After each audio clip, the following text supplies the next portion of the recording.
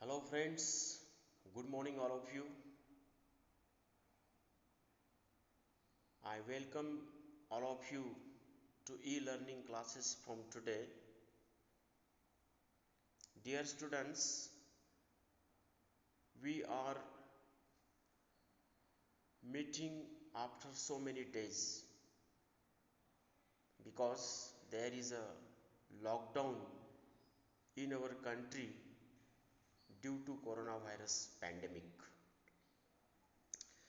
This is a worldwide pandemic. We have to take lots of care from it.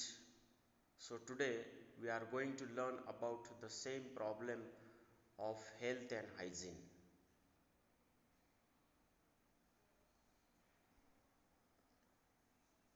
So you are welcome to the PowerPoint presentation in this health and hygiene and cleanliness topic. This is general topic and why it is necessary, because health education plays an important role in the community hygiene.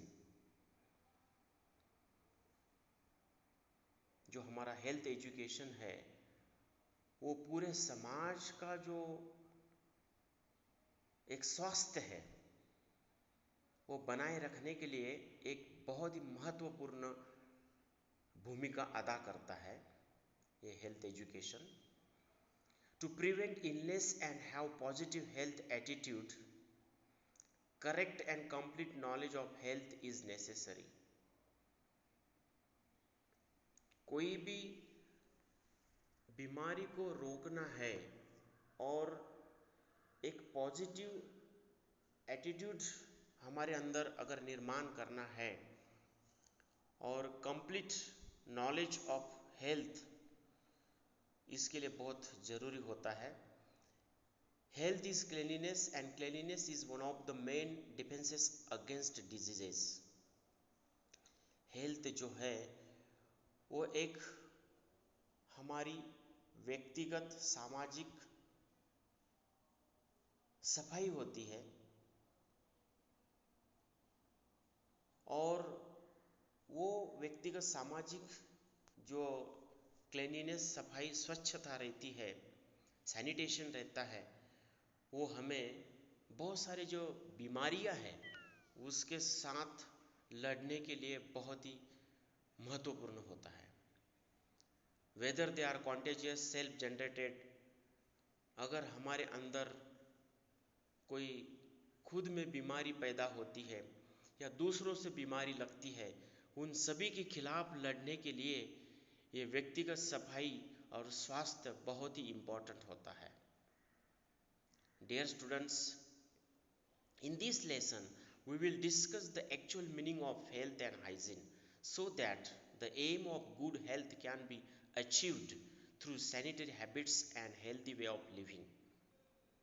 तो अगर हमें health and hygiene क्या होता है ये अगर पता चलता है तो उसकी वजह से क्या होता है, तो हमारा गुड हेल्थ ये कैसे होना चाहिए और उसके लिए हमारे sanitation habits, healthy way of living, हम कैसे स्वास्थ्य में जीवन जिए और उसके लिए कौन सी सैनिटरी हैबिट्स यानी कि व्यक्तिगत सामाजिक सफाई रखने के लिए जो हमारी प्रैक्टिसेस है, जो अच्छी हैबिट्स है, आदतें हैं, वो हमें कौन से हासिल करना चाहिए.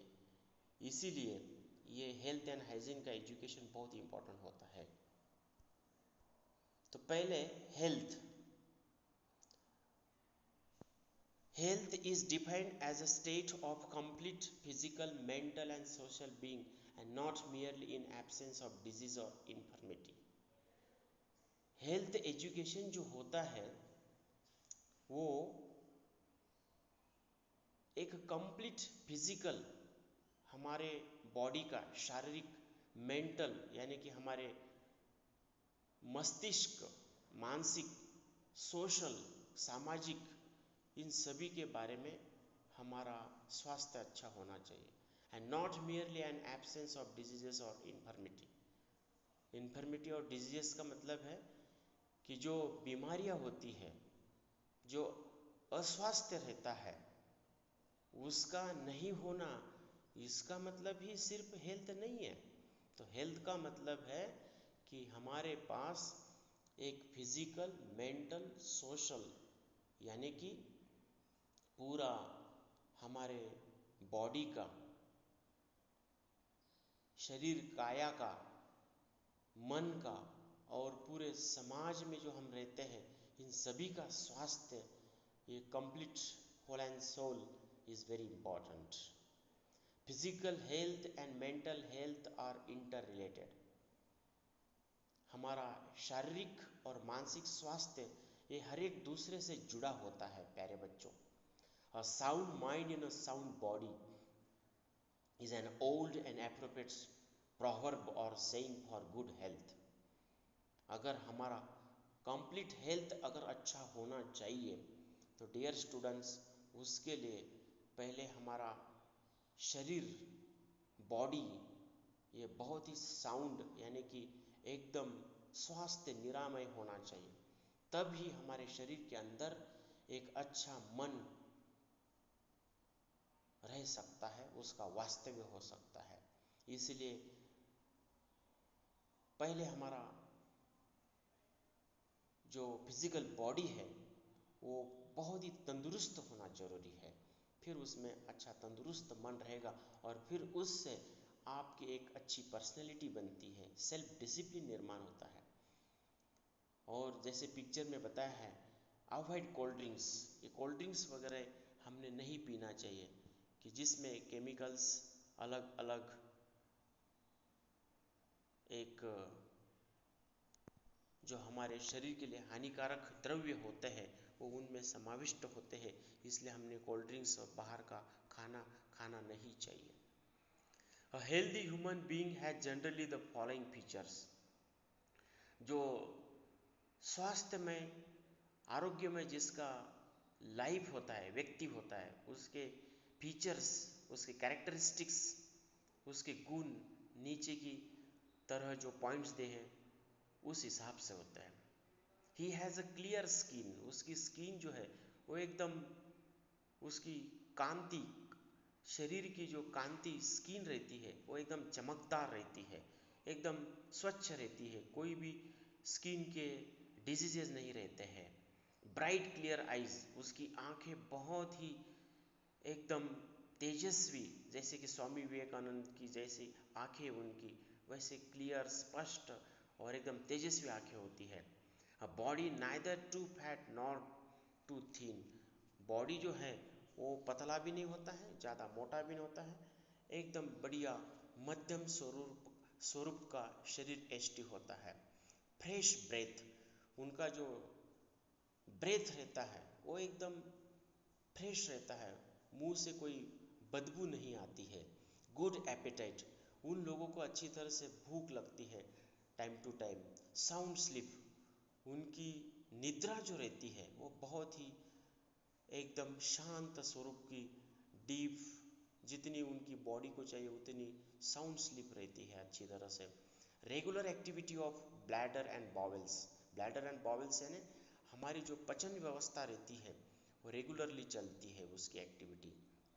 कोऑर्डिनेटेड बॉडी मूवमेंट्स, और उनके बॉडी के जो मूवमेंट्स रहते हैं, हाथ पाँव, मतलब जो एक्सटर्नल इंटरनल ऑर्गन्स रहता है उसमें एक कोऑर्डिनेशन बना रहता है, उसमें एक अच्छी तरह से का इंटीग्रेशन, मिलाप रहता है।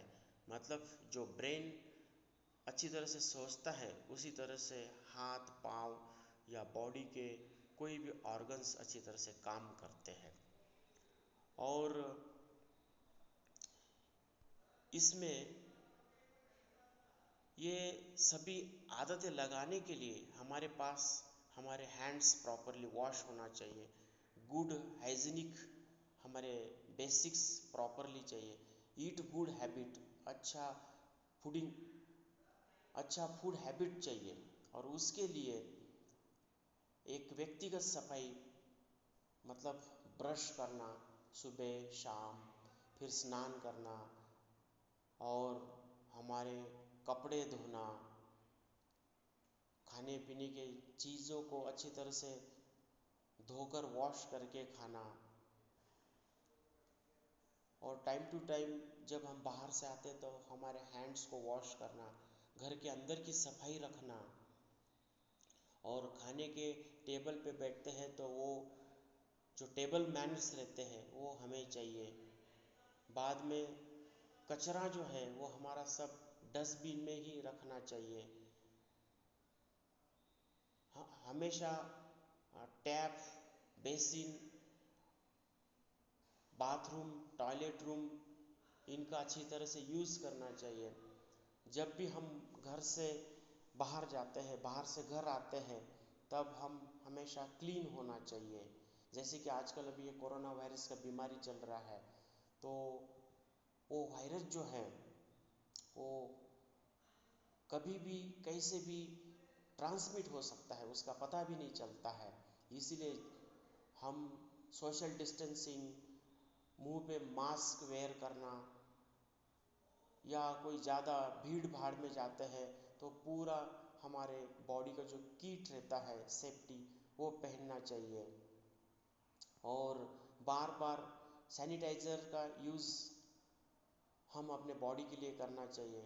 अपने पाम्स, हथेली पे या हाथ के ऊपर नीचे सैनिटाइजेशन जो केमिकल लिक्विड रहता है वो स्प्रे करना चाहिए, लगाना चाहिए।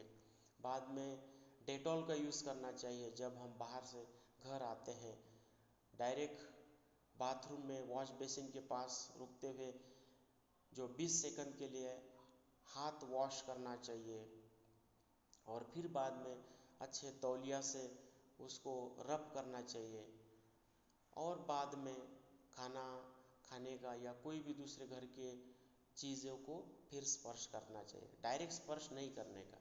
और हमारी जो फूड है वो भी एकदम हेल्दी, गुड, अच्छी तरह से फूड चाहिए। अभी हाइजीन, हाइजीन की क्या डेफिनेशन होती है? Hygiene refers to conditions and practices that help to maintain health and prevent the spread of diseases. तो हमारी कुछ एक खुद की एक कंडीशंस, क्लॉजेस, एक सेल्फ डिसिप्लिन चाहिए, एक शर्तें चाहिए, कुछ अच्छी तरह से आदतें चाहिए, प्रैक्टिसेस चाहिए to maintain our health and prevent the spread of diseases. Prevent यानी रोकना, और कोई भी हमारा जो डिजीज है उसको कैसे रोका जाए, इसके लिए ये स्वास्थ्य की, सफाई की अच्छी आदतें हमारे अंदर डालना, और एक सेल्फ डिसिप्लिन उसके बारे में हमारे अंदर इनकलकेट करना, ये बहुत ही ज़रूरी है प्यारे बच्चों। Medical hygiene therefore includes a specific set of practices associated with this preservation of health. और इसीलिए जो मेडिकल हाइजीन है,